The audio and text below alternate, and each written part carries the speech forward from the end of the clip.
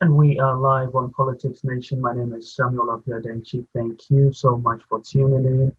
We are taking a look at the various town halls that took place last night. Um, Last night was October 15th, and what was supposed to be the second presidential debate turned out to be two separate town halls for the various for the two main candidates, I should say, um, since President Donald Trump refused to partake in the virtual town hall because of his COVID diagnosis. As many of you may know, George, you and I know, and I think you do too as well, the words of a president matter. Absolutely. No matter whether they're good, bad, or indifferent, they matter. And when a president doesn't wear a mask or makes fun of folks like me when I was wearing a mask for a long time, then people say, well, it mustn't be that important. the second of three presidential debates was supposed to be on last night, but again, because of the president's COVID test, and out of abundance of precaution, the debate committee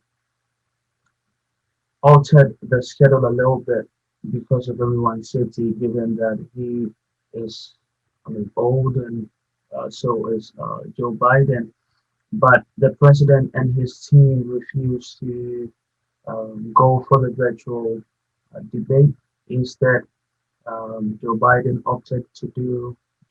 chose to do a town hall with ABC in Pennsylvania, and somehow President Trump also got himself a town hall with NBC, and that was in Miami. And lots and lots of reactions on social media. Um, but I think in all, it was a great time for both candidates to be able to express themselves to the voters in that setting. Having said that, I can't help but think of why Trump, President Trump, refused this virtual debate, because if you take a look at what they did last night, pretty much it was a virtual debate in a sense, except that they were all operating on two separate networks, and they were all on at the same time, 8 p.m. I don't know if that was for rating competition or what the case was. But in any case, both candidates were able to present their cases as it is before the American people. Um, Voting has begun in many states, by the way. I just turned in my vote by mail last week, and so please do so if you haven't done this yet. Voting is ongoing as we speak all across the nation. And so the final debate, however, will very likely happen in person next Thursday, and that will be October 22nd. Next Thursday, October 22nd, that will be the final presidential debate for this presidential cycle. So we are 18 days away from the general elections, as we all may know. As I stated on top of the hour, voting has begun. Voting has begun, and it's pretty exciting. And so, no matter what your politics is, no matter what or who you choose to vote for, it's very important and very paramount that we all vote. We all vote. And so, we'll be sharing some of the highlights as has been reported by some of the media outlets, and get back to what we are supposed to be doing in terms of galvanizing and getting one another involved, especially in this election cycle. Now, in other politics news, the confirmation of The Supreme Court nominee, um, Judge Amy Coney Barrett, wrapped up this week, and because the Republican Senate has the votes, it's very likely she is going to be our next Supreme Court justice, replacing the very notorious RBG on the Supreme Court, and what that entails for Americans moving forward is a lot, especially given her stance and given that she has been very vocal on certain issues, Roe v. Wade, um, gay rights, and all these other uh, touching subjects that are very core to liberals. So we will wait to see. She was very persuasive.